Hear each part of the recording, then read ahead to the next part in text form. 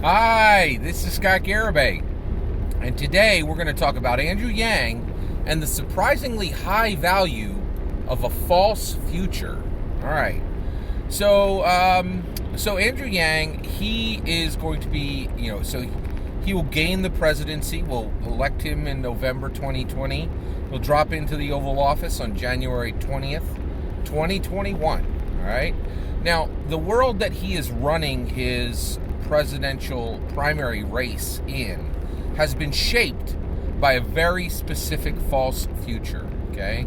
And when he is elected, he will be ruling, right, as our president, under another different false future. So let's talk about these two false futures.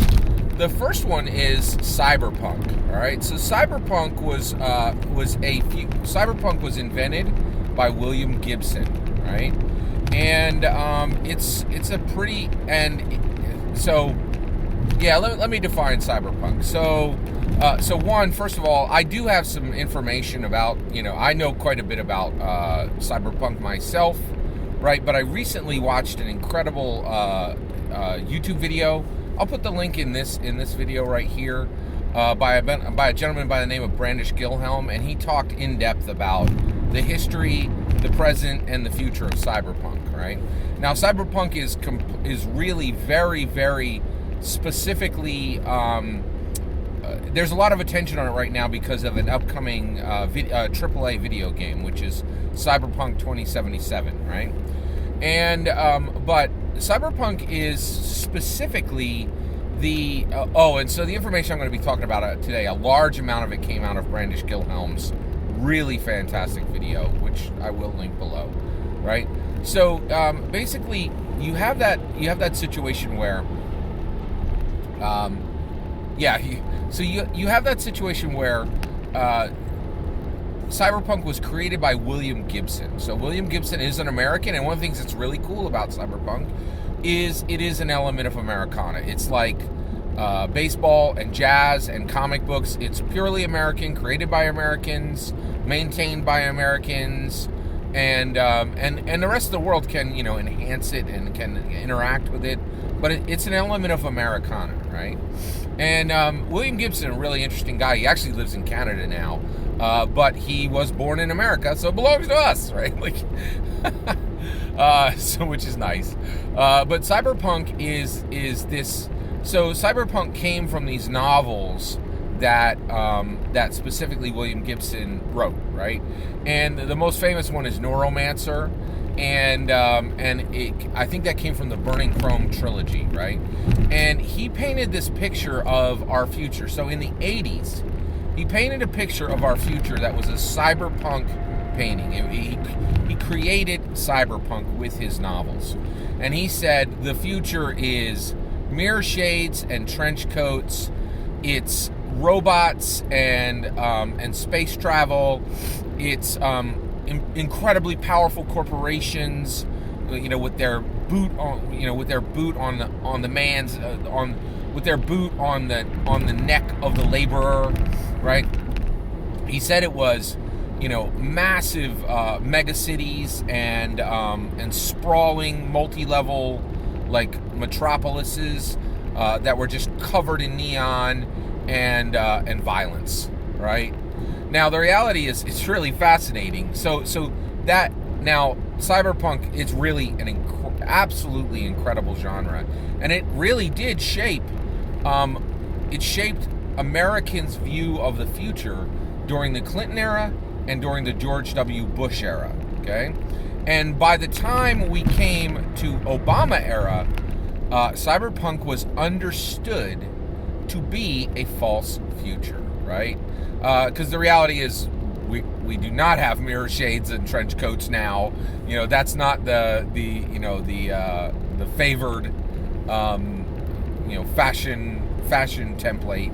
Also, the closest we have to robots and androids and things like that are, they look like they took, the closest we have are the things that, most most people who see robots or anything close to an android today, they'll see it in their grocery store, and it looks like a remote control that somebody put wheels on. And like even just and the idea, like, this is one of the reasons why the Terminator movies are doing so poorly, is the idea of robots killing us seems pretty ridiculous, because like the most people, the closest they've ever seen to a robot is just a shelf scanner that you would see in any given grocery store nowadays, right? And even an elementary age child could just kick one over, right? Like, they're not a threat in any way, right? But Cyberpunk, it is a false future. It is a false vision of our future. It did not turn out to be true, right? And it was an incorrect view of our future. Now, the reality is most views of our future are incorrect. Prediction is ridiculously hard to do. It's incredibly hard to do, actually. It's one of the hardest things it's one of the hardest things humans do, is prediction, right? But Cyberpunk is really, really fascinating. So Cyberpunk radiated out from William Gibson, right? And we're about to get more Cyberpunk. This big AAA video game, Cyberpunk 2077, will probably introduce an entirely new generation of people to Cyberpunk. Now, believe it or not, I don't think it's going to resonate with. I don't think that game's going to do that great. Only because I don't think it's going to resonate with millennials at all, right? Like, Cyberpunk is really alien to millennials. It doesn't make much sense to them because it is so wrong, right? And it's this false future. But the reality is, Cyberpunk was incredibly valuable. It was incredibly valuable to Americans. It was incredibly valuable to the world. One of the things is, I think one of the and in a whole lot of different ways, right? So one, some of the elements that made Cyberpunk appear, right? There were things that came before it. Brave New World is absolutely an element of Cyberpunk. The Turing test is an element of Cyberpunk, right? The movie Videodrome absolutely is a strong element within the genesis of Cyberpunk. And again, these are things that Brandish Gilhelm calls out in that video I was talking about. And I think he's right. Like, there's a history to Cyberpunk. There's a present of this. The present of Cyberpunk was in the 80s, right? And now we're really in the future of Cyberpunk, right? And so you have all these things that are leading up toward. In addition to that, Appleseed and Ghost in the Shell. These are all incredibly important seeds that help grow Cyberpunk. Now, what most people know Cyberpunk from is Blade Runner. So Blade Runner is absolutely fascinating. And it is the primary reason why we're talking about this today, right? So guess where we are right now in time? We are in November of 2019. Well, if you've ever seen Blade Runner, right, and even if you haven't seen Blade Runner, I know you've seen images from Blade Runner, because Blade Runner, its image impact is so large and so broad that it impacted a lot of other movies, a lot of other stories, a lot of other comic books, a lot of video games. Like, Cyberpunk, William Gibson's books, like, just absolutely dropped on this, just mic dropped in the middle of science fiction novels, right? And then Blade Runner just absolutely hit like a comet in films, right? It was just so stunningly impressive, and there was really nothing like it, right? And there were replicants in it, and this idea that robots would be indistinguishable from human beings, right? It was a beautiful film with incredibly deep philosophy. Blade Runner is one of my favorite movies, but Blade Runner begins with a very simple black and white screen, a black background, and in white it says November 2019. And there are flying cars, and there are android robots that are completely indistinguishable from human beings. They take essentially a Turing test to determine I think it's the Voight-Kampff test, to determine if they're human or if they're replicants, androids, right? And it's a really deep film, right? And Cyberpunk, it really affected. I think it affected a lot of people, and I remember watching it in the late '80s right, and thinking, oh my gosh, this is where we're headed, right? But the reality is it was completely wrong, right? Now, we don't know if we didn't land there because Cyberpunk alerted people to problems we were heading toward, and then Cyberpunk very well may have changed the behavior of Americans so that we did not head toward that future. We did not arrive at that future, right? And so Cyberpunk is a false future, but it's incredibly valuable, right? Our art would be weaker without it. Our fiction would be weaker without it. William Gibson is an incredible author. Blade Runner stands as one of the best films ever made, right? And even beyond that, I definitely believe, right, that we have avoided many of the problems that were shown in Blade Runner because Blade Runner warned us about where we were heading, right? And then tacitly, subtly, as a culture, we changed, right? And we said, rather than make this choice which will lead to that dark future, let's make a brighter future for ourselves, right? So Cyberpunk is the false future that created, that has led up to the presidency that Andrew Yang will have, right? Now, there is another false future that I think will dominate 2021 all the way through 2028, right? Which will be the years of Yang, right? All right, so let's talk about that. What is that second false future? Well, the second false future is the Thunberg future, right? Named after Greta Thunberg. Now, Greta Thunberg is a really, really amazing person.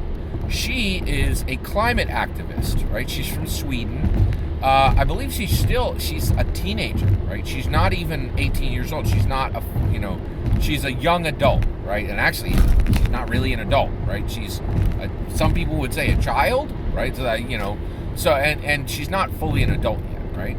So Greta Thunberg has been speaking for about a year or two at least, and has really kind of been raising her fist to the sky and just really crying out to all the old people who have created this climate change issue that we have. And she's been very angry with world leaders, very angry with older generations, and she's been calling for action, right? And she's a protester, she's an activist, she's a climate activist, right? And she paints a Thunberg future. A Thunberg future is melting ice caps, right? Is a lack of water, right? And she cries out against this. She's like, we are, you older generations have stolen from us, the younger generation, and we have a Mad Max future coming, right? And actually, it's the Thunberg future, right? The Thunberg future is, a lack of water, storms sweeping across America and Europe and Asia, right? And melting ice caps and polar bears in Canada, and it is a dark, dark future, right? Now, why do I think that the Thunberg future is a false future, right? Well, I'm absolutely not because I'm a climate denier. I'm not a climate denier. I absolutely acknowledge that we have a climate change issue. There's no question of that, right? So I'm not a climate denier in any way, right? But I'm not worried about the climate change issue, the climate change problem that we have, right? I'm not worried about climate change. And the reason why is, in my opinion, in order to be worried about climate change, you do have to be a denier. You have to be an American awesomeness denier, and you have to be a global history denier, right? So here's the thing. I am not worried in any way about climate change. And the reason why, right, is two reasons, right? Scion fade and innovation glade, right?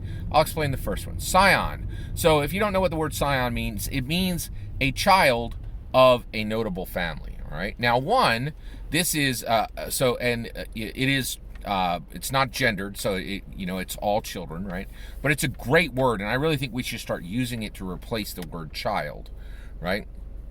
So scion fade is a huge, huge trend for modern day, right?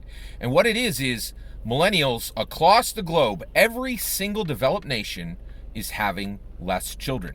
And there are multiple countries that are now that are either already at the point of of having a negative birth rate, right, where people are dying faster than people are born. Japan's already there, right? America is headed toward it very, very quickly, and the number of children, the number of scions that are being born in America is dropping dramatically. Another reason why I think we should go to this scion word is specifically because the reason why we should go to the scion word is specifically because all the kids, going forward, they will be of notable family because they're almost certainly going to be of notable family because there's so few of them, right? So more and more across the globe, the people are turning away from marriage and turning away from having children, right? And they have more tools to do both of those, and they're more well equipped to make both of those choices than they have ever been, right?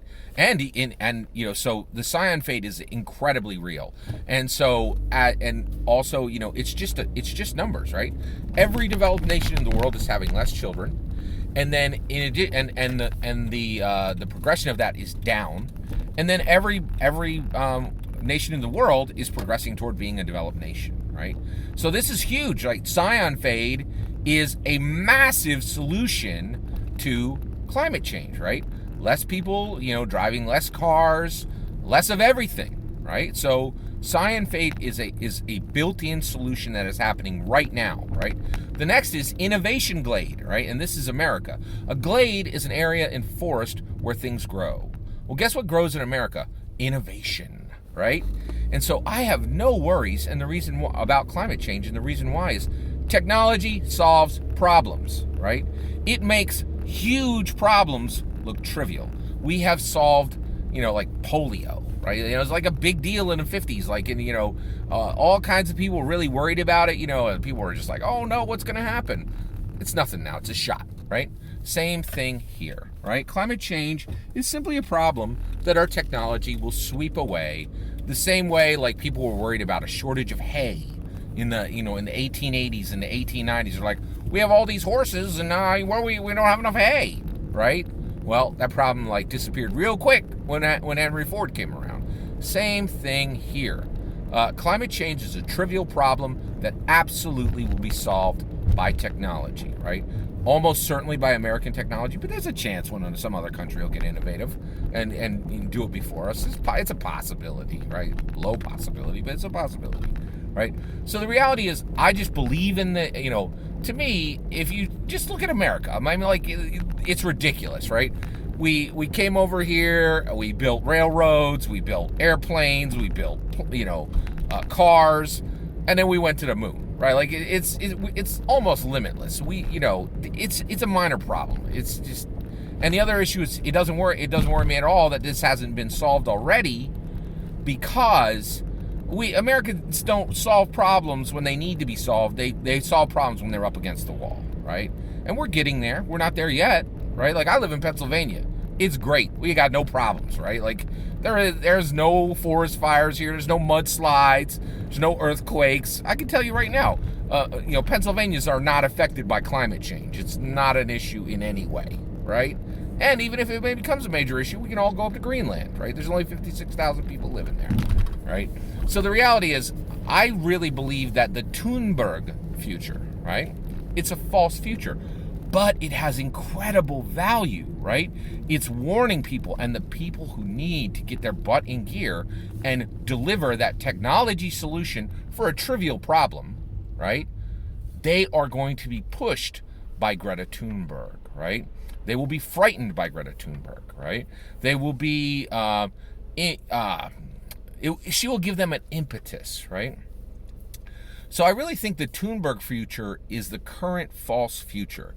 And almost all visions of the future are false, right? Greta Thunberg doesn't have Greta Thunberg is exactly like William Gibson.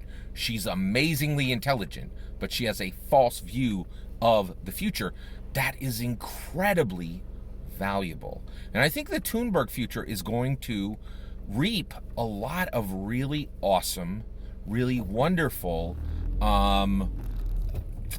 dividends. Well, the rewards, benefits, right, for our politics our culture and our society. And guess what? Greta Thunberg's Swedish, but she's here in the U.S. now because America's awesome. like, you know, of course you're going to come to America, right? Who wants to talk to Sweden, right? Come on, right? Well, I mean, I guess there's some people who would want to talk, but like the issue is if you have something you need to solve at a global scale, you come to America, right? The global problems don't get solved in Sweden. They get solved in America, and that's why Greta Thunberg came here, right? And she is bringing this false future, right? But she's also bringing that incredible value, right? And I really believe that the Thunberg future is just as valuable as the Cyberpunk future was, right? And so how does Andrew Yang think about these, and what does he do to make sure we get our benefits from these false futures, right? So one, if I were him, I would definitely play Cyberpunk 2077, right? As soon as possible, maybe even see if he could get to play it now early, right? And the reason why is I think it's important for us to understand that people should be really thinking very closely and very succinctly and in excited ways about our future. And then also, I think it's would be really, really, really nice if he talked very carefully with Greta Thunberg, right?